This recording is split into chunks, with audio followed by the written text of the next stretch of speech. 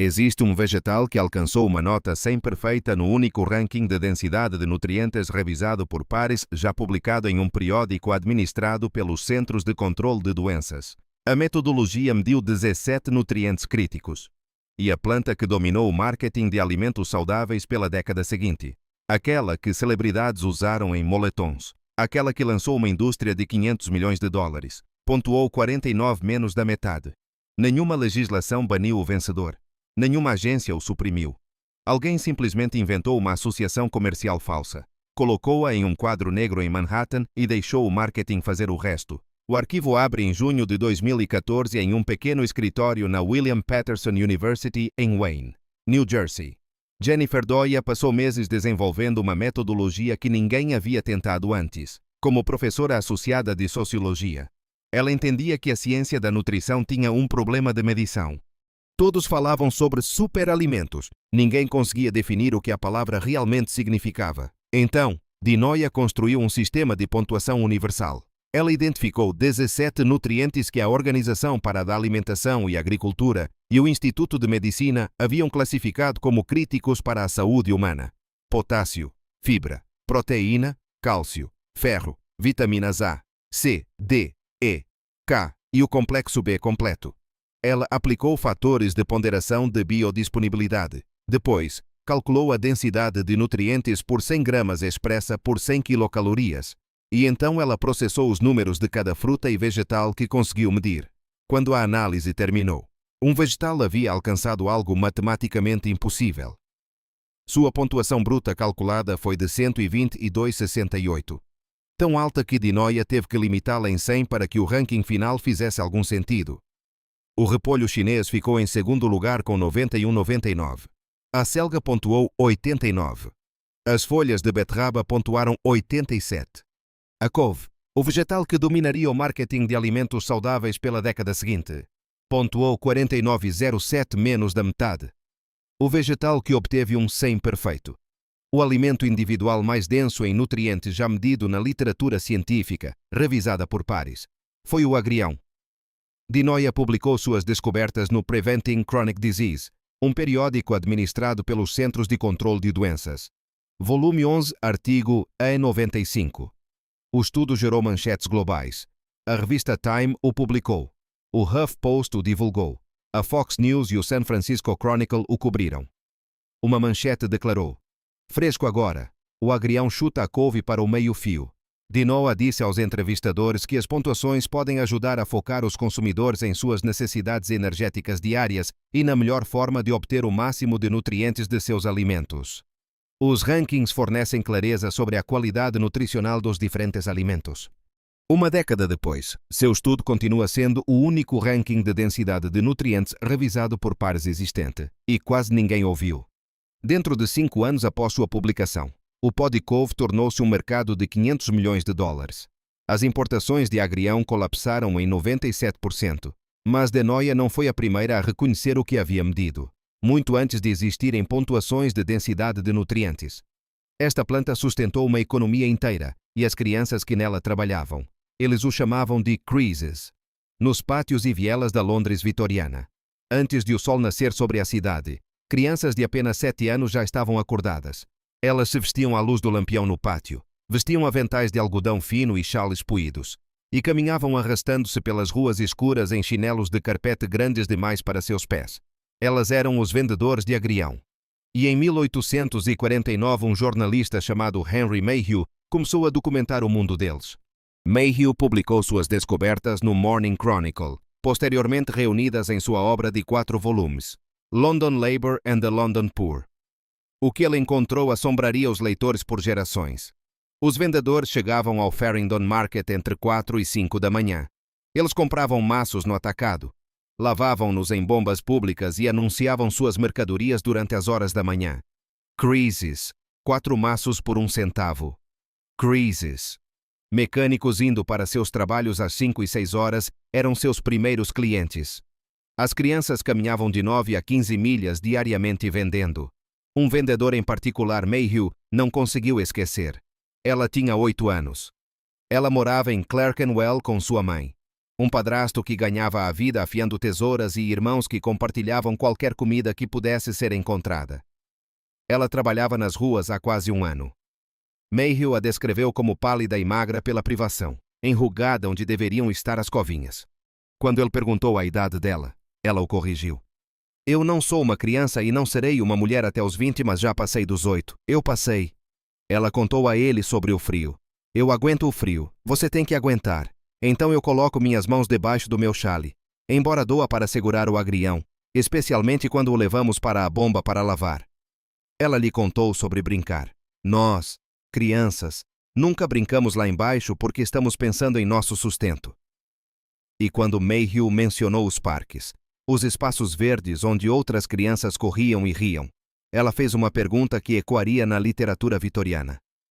Eles deixariam alguém como eu ir lá apenas para olhar? O romancista William Makepeace Thackeray leu a documentação de Mayhew e a chamou de um retrato da vida humana tão maravilhoso, tão terrível, tão emocionante e terrível.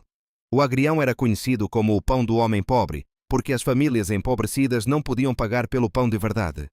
A classe trabalhadora comia maços crus como saladas de mão ou os prensava em sanduíches simples. Mayhew documentou 14.958.000 maços vendidos no atacado em Londres anualmente, com mais de 1.000 vendedores trabalhando nas ruas. As pessoas mais pobres da Londres vitoriana comiam instintivamente o alimento mais denso em nutrientes do planeta. Eles não poderiam conhecer a ciência.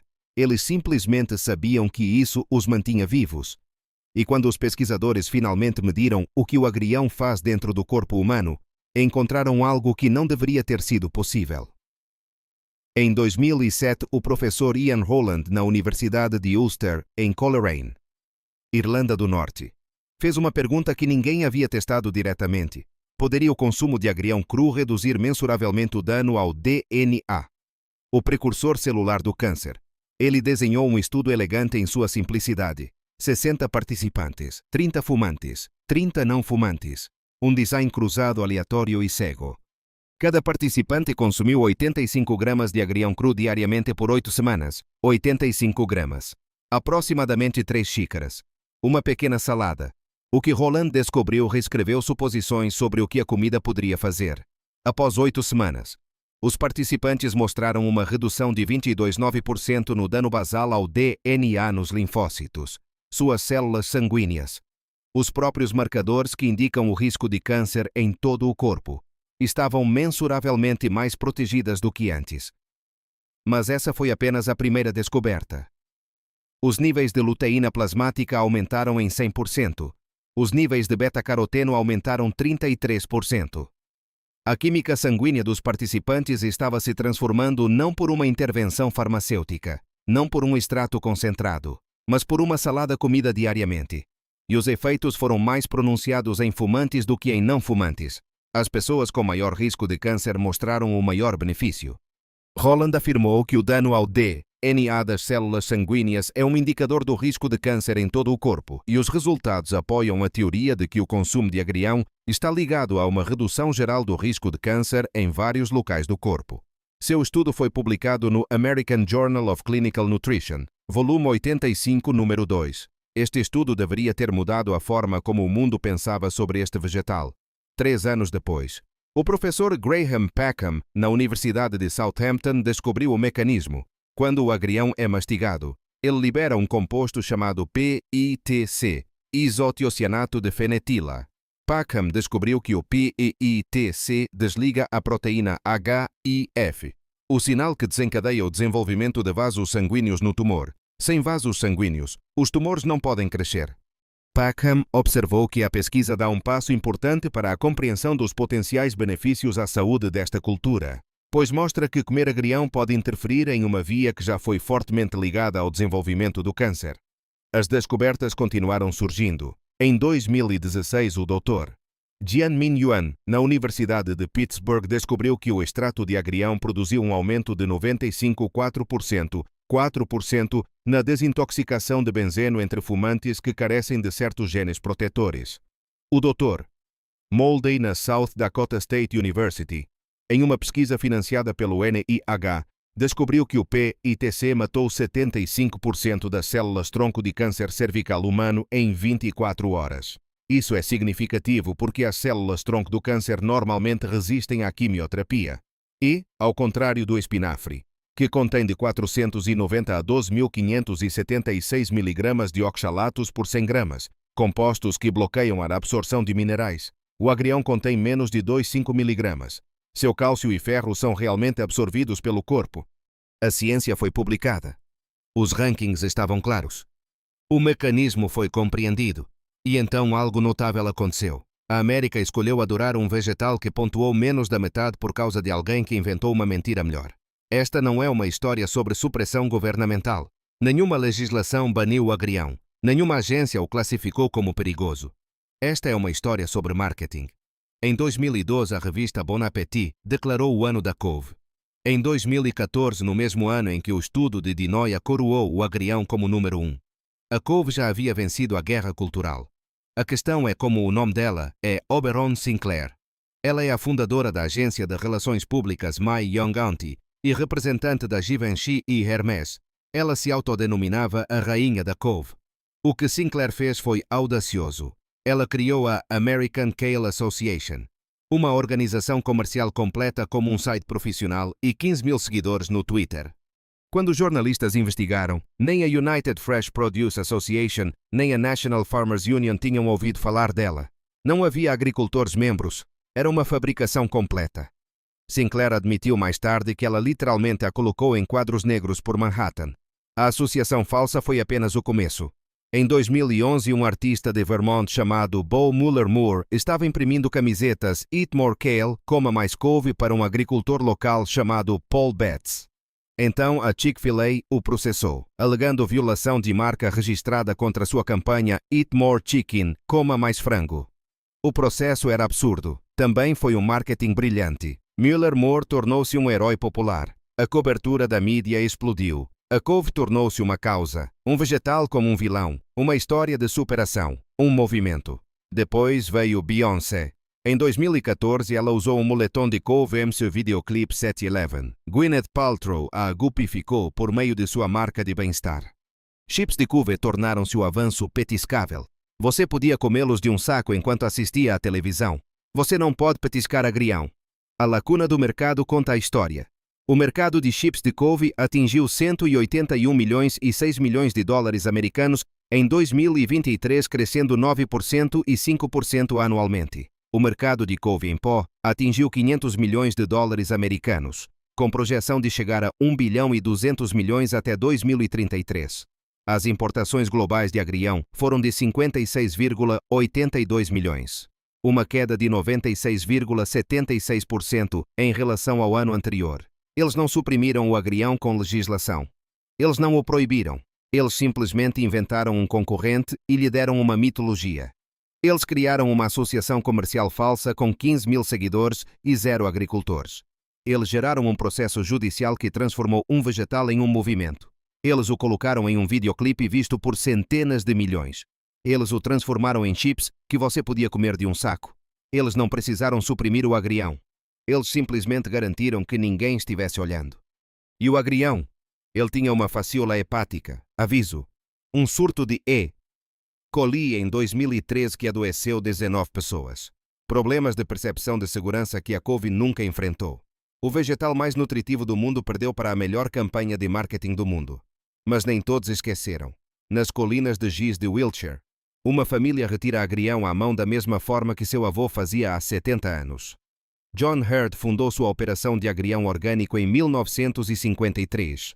Após completar seu serviço nacional, ele escolheu Hill Devil, onde a água de nascente filtrada por giz natural sobe a uma temperatura constante de 10 graus Celsius o ano todo, condições perfeitas para uma planta que prospera em água corrente fria. Hoje, seu filho Simon trabalha ao seu lado. Eles mantêm 8 acres. Eles continuam sendo o primeiro produtor de agrião orgânico aprovado pela National Farmers Union na Grã-Bretanha.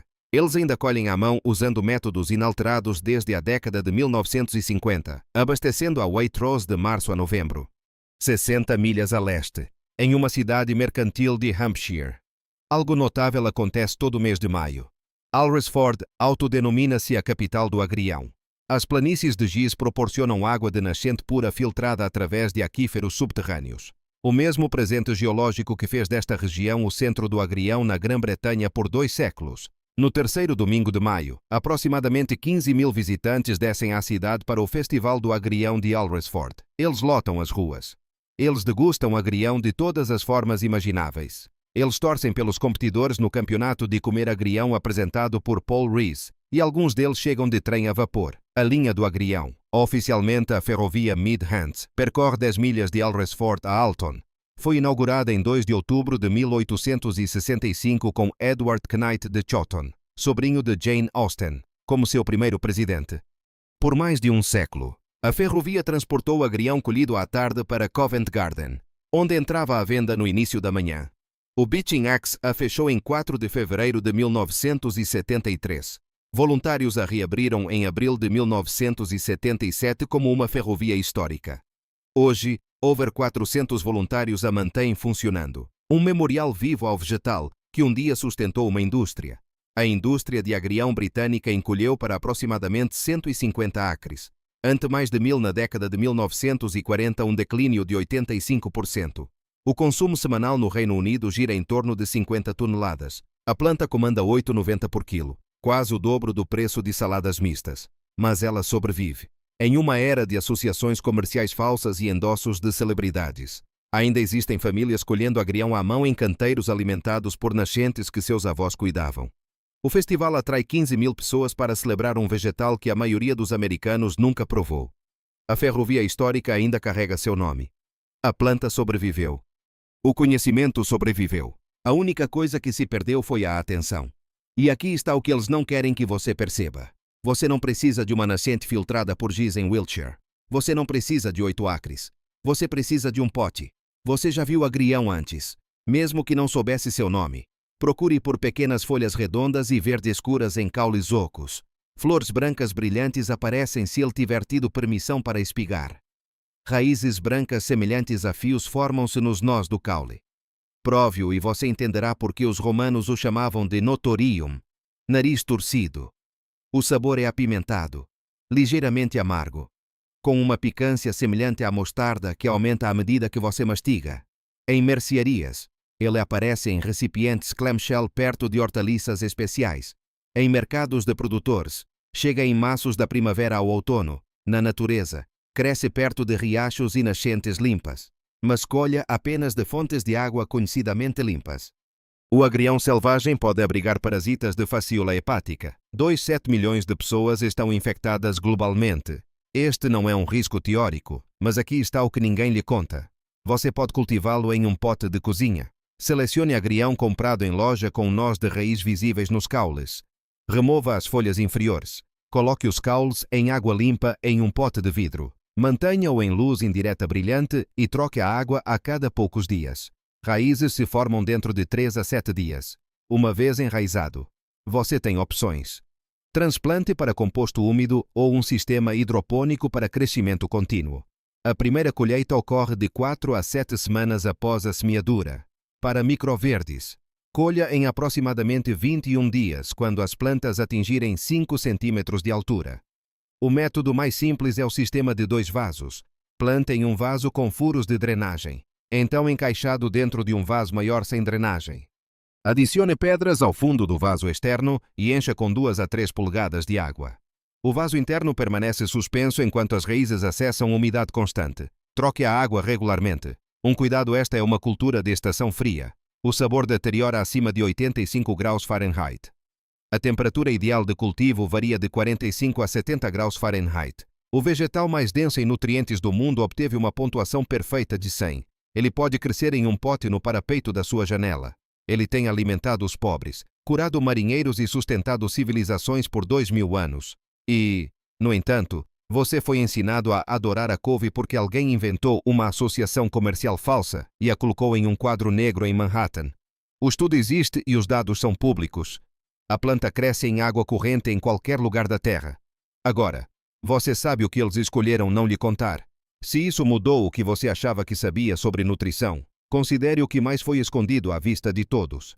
Inscreva-se e continuaremos revelando o que a indústria alimentícia espera que você nunca aprenda.